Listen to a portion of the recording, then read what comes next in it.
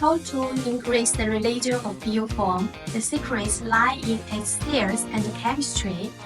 First, cell opening rate. When the product has a high cell opening rate, most of the polymer is evenly distributed in the naturally open cell structures, resulting in higher resilience. When the cell opening rate decreases, the intact cell walls are less compressible than open cell foam, and resilience decreases. Therefore, the amount of foaming agent can be appropriately increased, and the surface tension of the cell walls can be adjusted to promote moderate cell rupture, thereby increasing the opening rate of PU foam. Second, cell shape.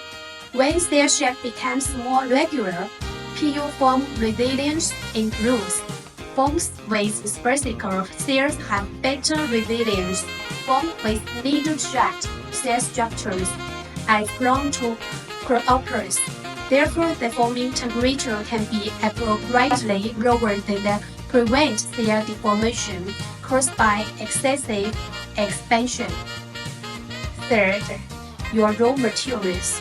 Within a certain range, a higher residual weight polyether polyol provides better flexibility and rebound. However, residual weight is too high, the foam may lose hardness. To prevent degradation during processing, it's best to add antioxidants before polymerization.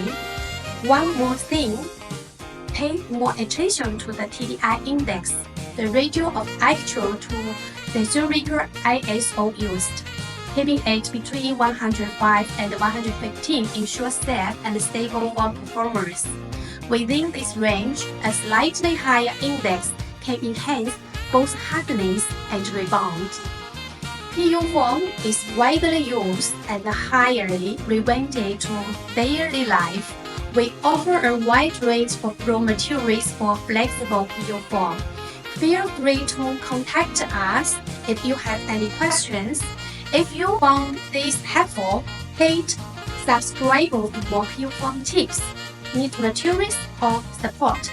Visit our official website in the comments or reach out to us today.